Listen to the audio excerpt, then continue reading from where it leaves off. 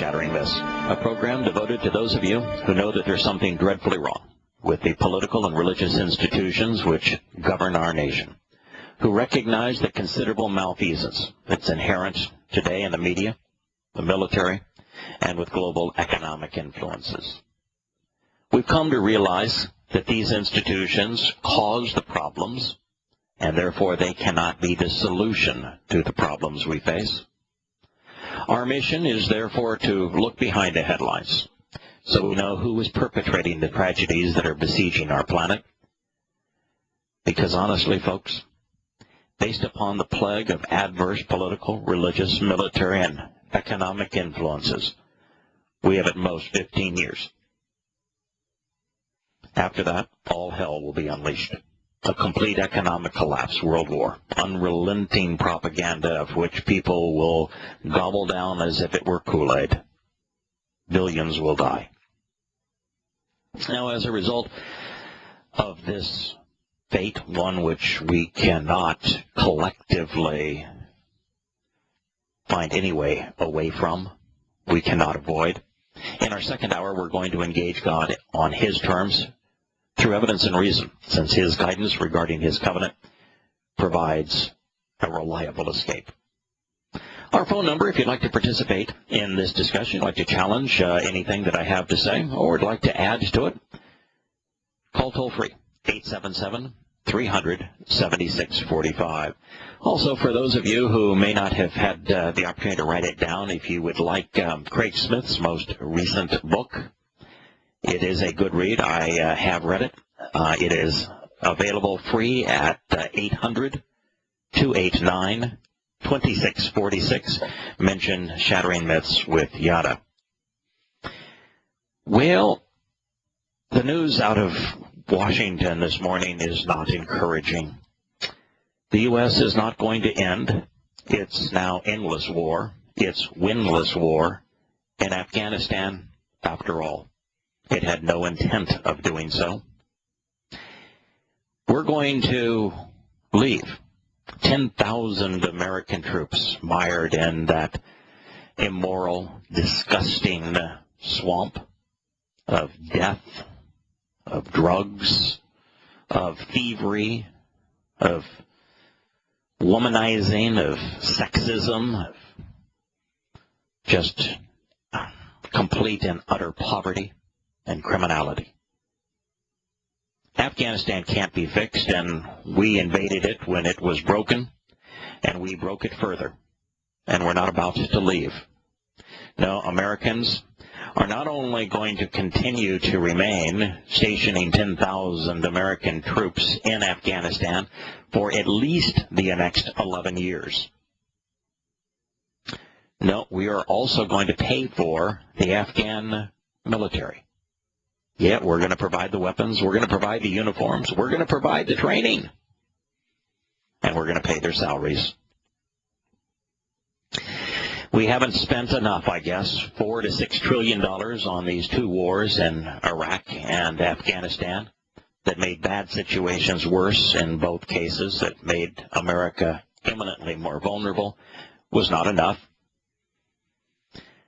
But there was a hitch yesterday, and in getting the agreement signed that would allow Americans to continue to die for nothing, making a bad situation worse in Afghanistan, you see, Hamid Karzai wanted Americans to pledge that they would not enter any Afghani homes. No, you can't go after anyone here. You are not allowed into any Afghani home, and we want you to apologize for killing Afghanis.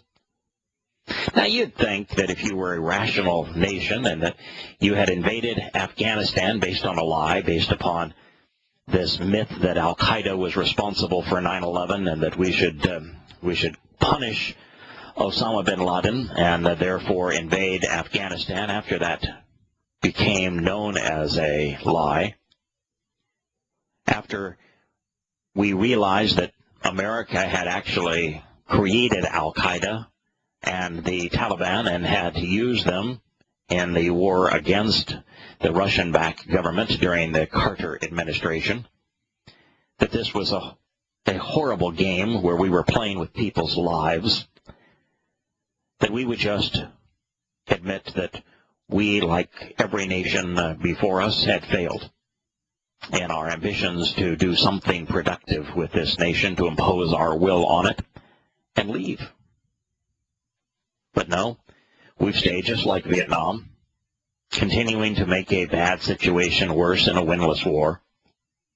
Why? Because no president seems willing to admit defeat, and yet defeat has been the only option since before we invaded. And so now the United States, it's not only going to promise that we will not enter any Afghani home, but in addition to that, we're going to apologize for what we have done there. Now, personally, I think we owe them an apology. We invaded their country based on lies. We broke it.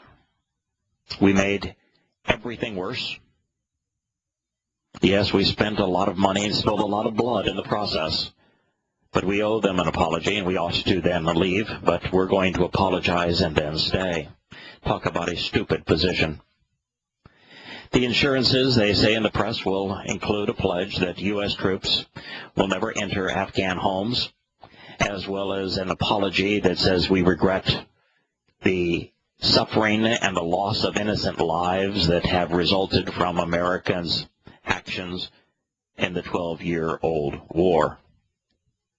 Afghan President Hamid Karzai, who is amongst the most dishonest, disreputable, disgusting leaders of any nation on earth, raised new concerns about the issue of home entry and the need for what Afghans term an apology for past mistakes if America wanted to have the privilege of remaining in the hellhole that we know as Afghanistan.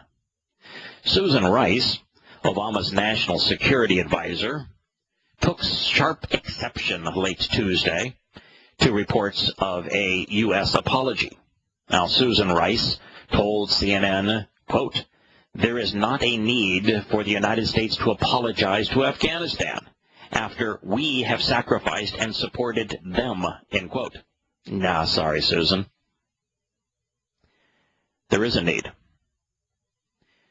We sacrificed lives, that is for sure. We sacrificed coin, that is for sure. But we have not supported Afghanistan. We destroyed it. There wasn't much to destroy, but what little was there, we destroyed. Everything we have done in Afghanistan has made a bad situation worse.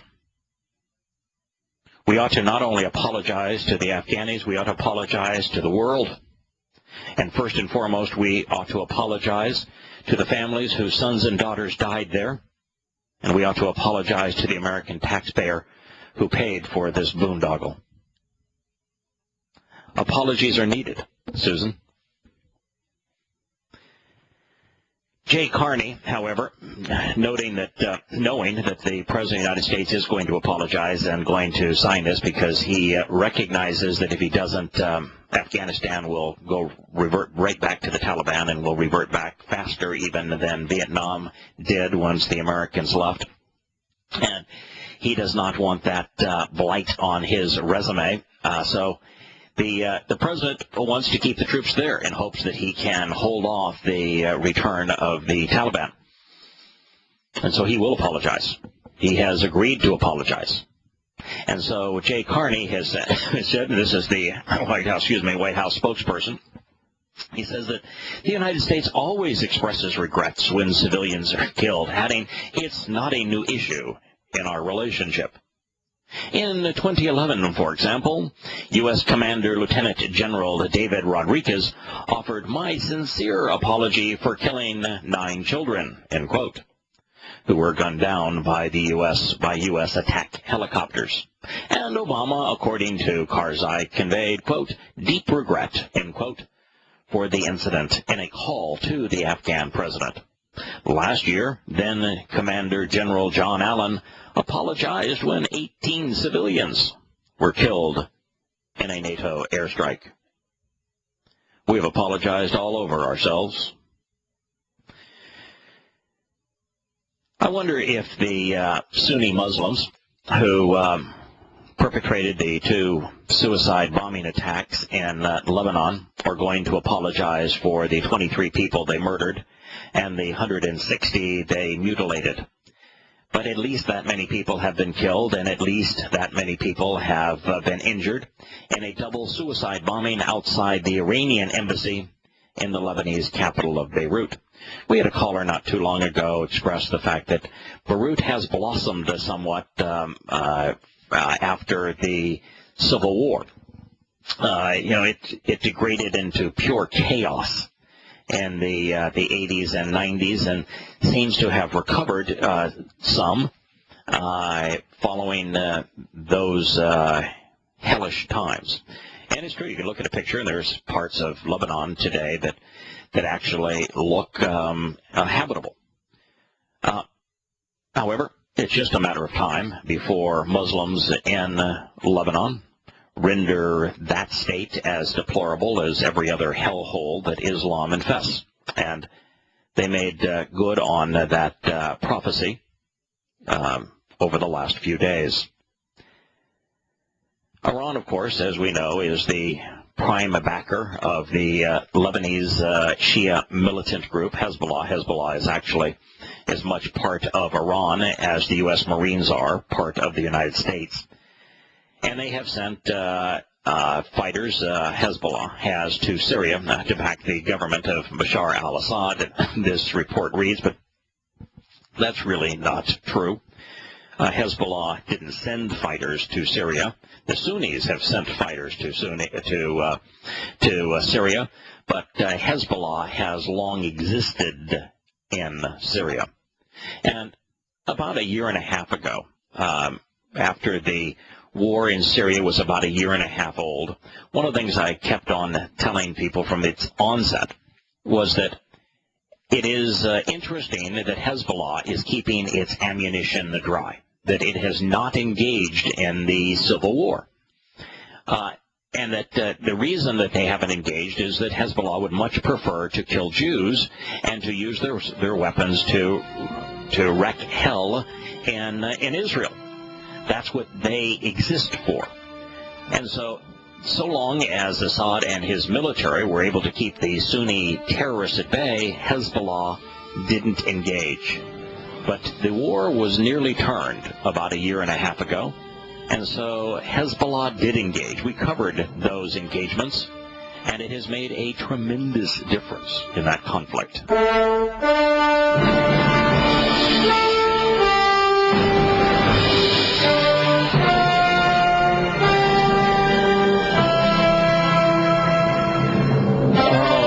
If any of that made it out over the air, Dan and I were having a little conversation in the background. We were talking about the Tea Party congressman, the Republican. I've forgotten what state he's from, but I think it was Florida. But he was caught buying cocaine from some drug dealers in Washington, D.C., who at the time were being followed by the FBI. And he said that, well, it's really just a indiscretion because he only bought the cocaine because he was trying to deal with his alcohol addiction, which I guess makes the cocaine fully understandable and gets a complete pass because, he really wasn't a coke addict. He was an alcoholic trying to deal with alcoholism through cocaine. And so the comment Dan made was, well, why wouldn't he send his one of his colleagues out to buy the drugs for him? It's a strange world we live in, isn't it? People are really pretty messed up. The poster child for messed up right now appears to be the mayor of Toronto, that is also battling both alcohol addiction and cocaine addiction. And, what people do in their private lives is not of a concern to me. I really don't care if you want to fry your brain on cocaine, if you want to use heroin. It's your choice, stupid choice, but your choice. If you wish to be an alcoholic or You have an addiction to anything, including cigarettes. That's your choice. You want to kill yourself? Go right ahead. Free world. You ought to be able to do whatever you wish to do, so long as you're not endangering others. But when people take other people's money through taxation, which we have no choice but to surrender, and they are recipients of public funds, and they're making laws regarding the nation, then I've got an issue with that. Don't engage in public politics if you're going to break the laws that you are there allegedly to uphold. So, yeah, I got a problem with these guys, and they just ought not be in public positions of authority. Returning to Lebanon and Hezbollah, when Hezbollah engaged in Syria, the end was over for the jihadi Sunni rebellion.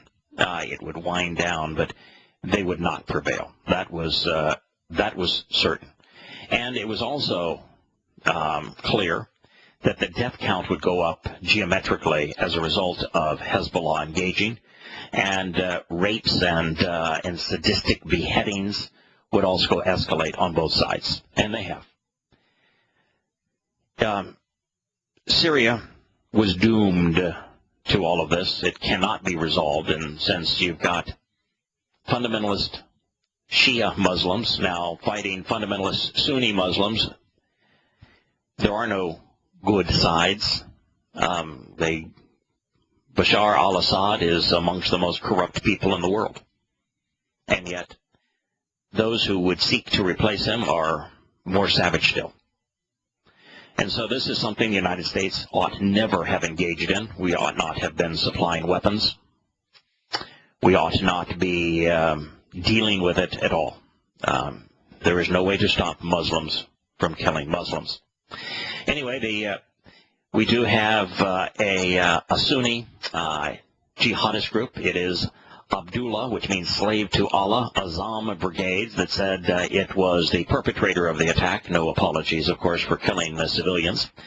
The head, this is called by the journalist, of a al-Qaeda-linked group. They're saying that Abdullah Azam Brigades are an al-Qaeda-linked group. Now, folks, al-Qaeda was never meaningful. The only time that al-Qaeda even ought to have been thought of as a group is when America's CIA, with Zygmunt Brzezinski under the Carter administration, and Gates as one of the operatives of the CIA, went to the Pakistani government and bribed them to use their Taliban in a proxy war against the Russians in Afghanistan.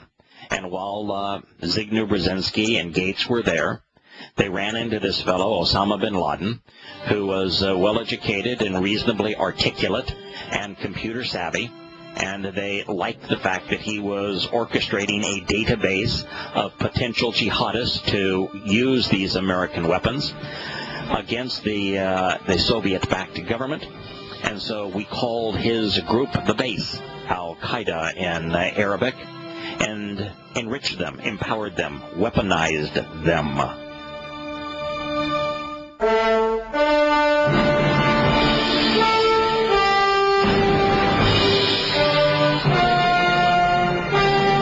Welcome back to Shattering Myths.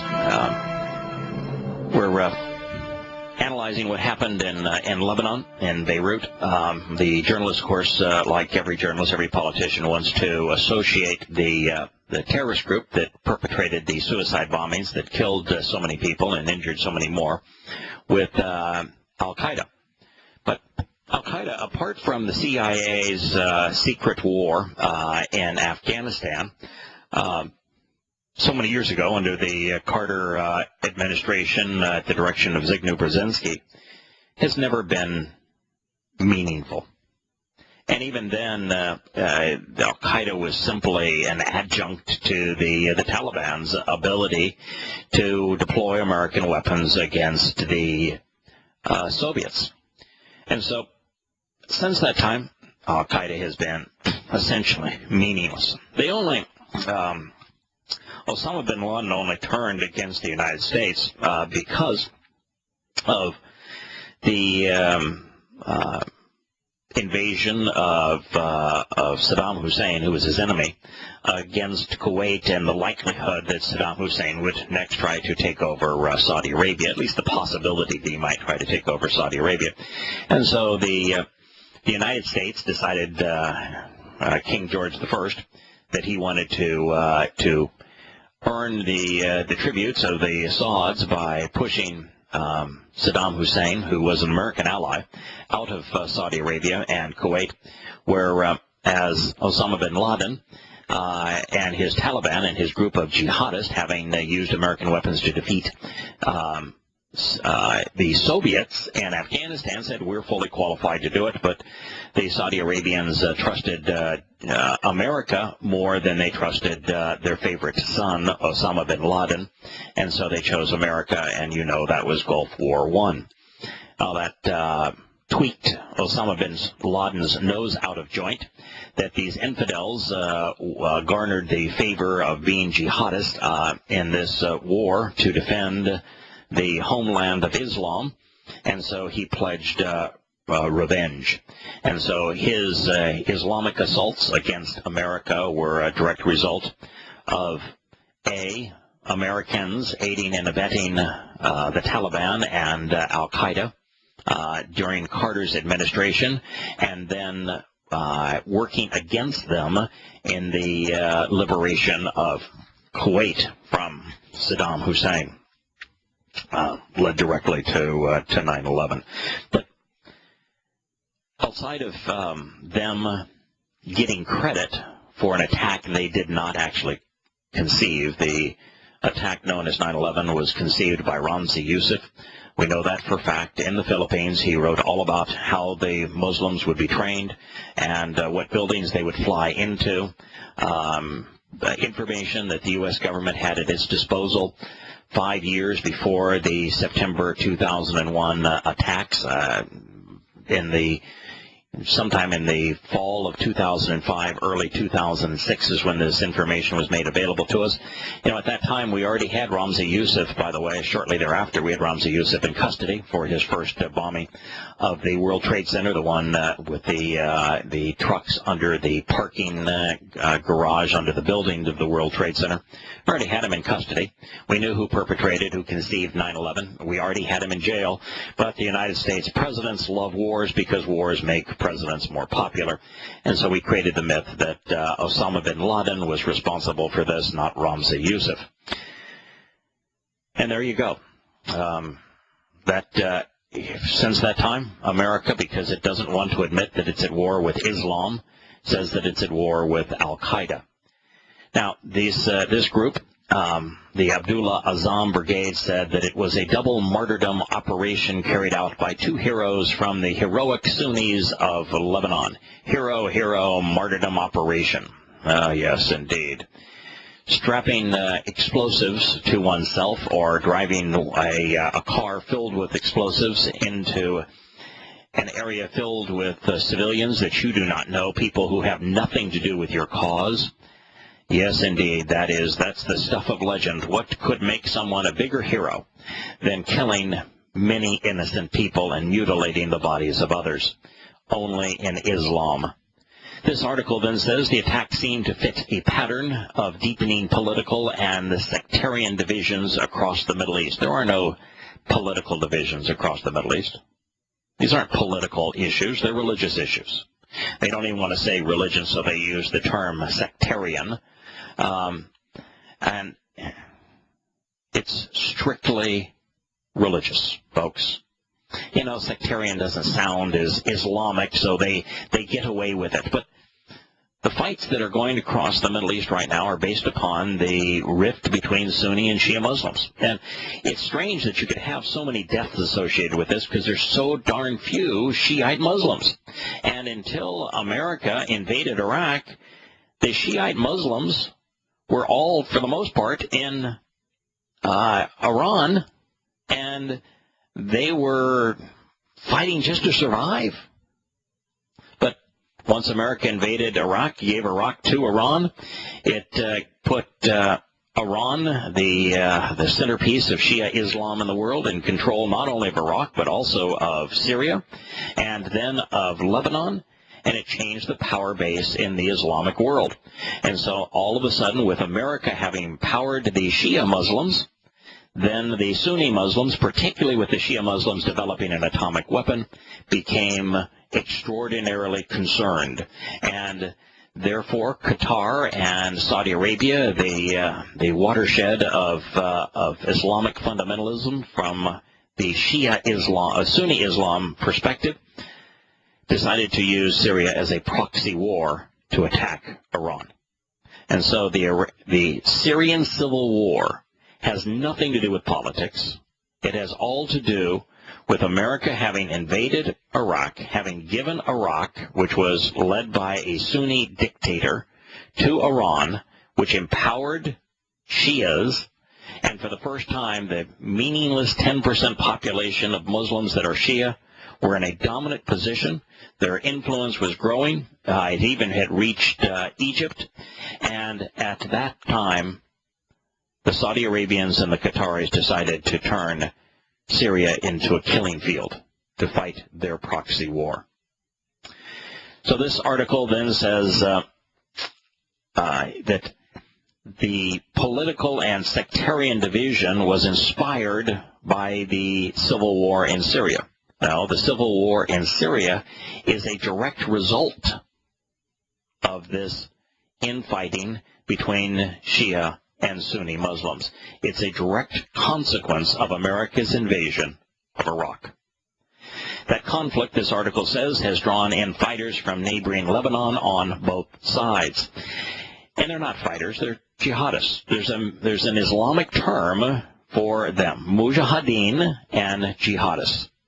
Sunni militants have flocked to fight alongside the rebels, while Hezbollah, the powerful Shiite organization allied with Iran, has sent its militia to support President Bashar al-Assad. Again, only partially true. The Shiite organization, known as Hezbollah, which means the Party of Allah, had a dominant presence in Syria.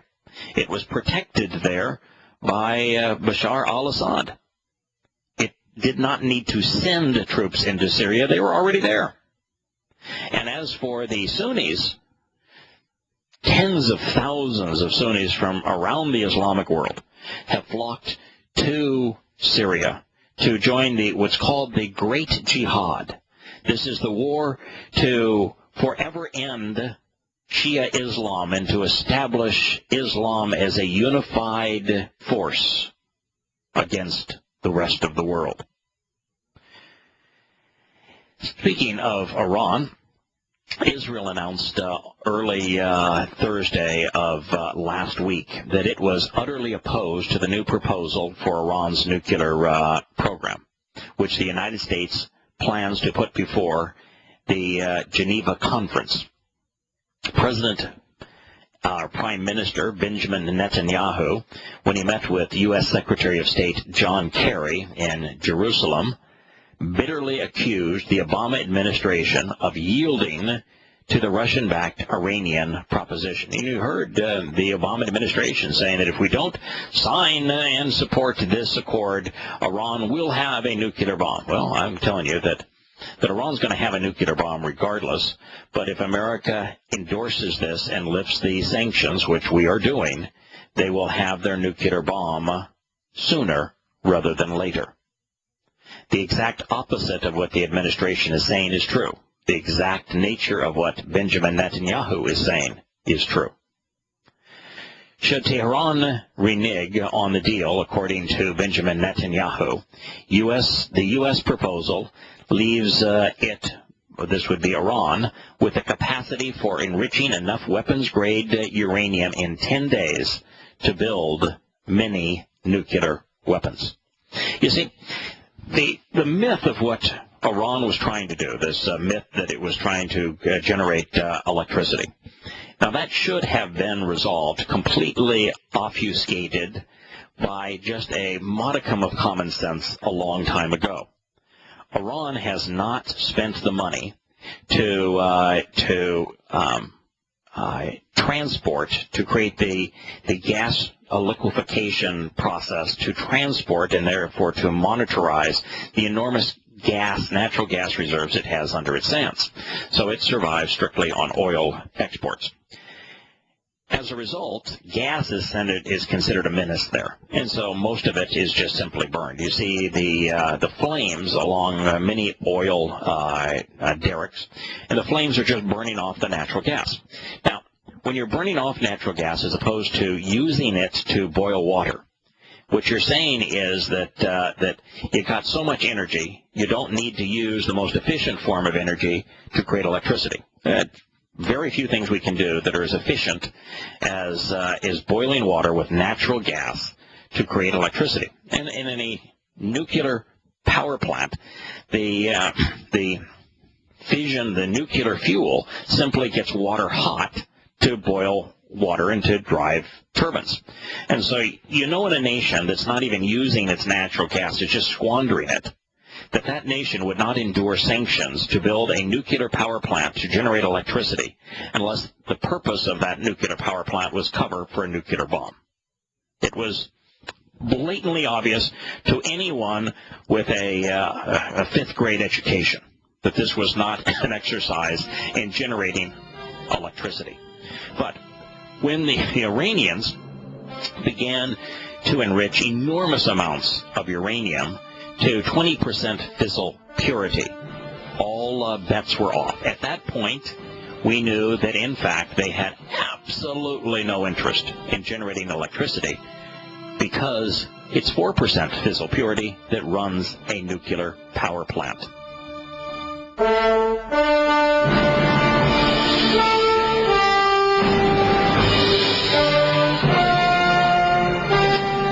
Welcome back to Shattering Myths. The U.S. proposal calls for Iran to halt enrichment of uranium up to 20% grade, from 20%, which is now 5 times greater than the percent fissile purity that can be used in the nuclear power plant, and from 20% to weapons grade is extraordinarily easy and short in terms of duration of time. It also asks for Iran to slow construction of the Iraq heavy water plant, which produces plutonium, which would be only for one purpose in Iran, which would be a nuclear bomb. In return, the U.S. offers to start on selected sanctions relief. The deal is bad, Israel says, because it leaves Iran with all of the stocks it has already built up of 20% enriched uranium and the ability to continue the production of 5% grade uranium unrestricted. The plan, according to sources, entails suspending the work of 10,000 centrifuges on all grades of enrichment, 3, 5, and 20%. However, Iran has a total of 19,000 machines, of which only 9,000 are active anyway. So to suspend the activity of the 10,000 that are already not working is not much of a concession. Therefore, the offer to freeze 10,000 already idle centrifuges was subterfuge, according to the Israelis. It is nonetheless being presented by the Russians and now the Americans as a major Iranian concession.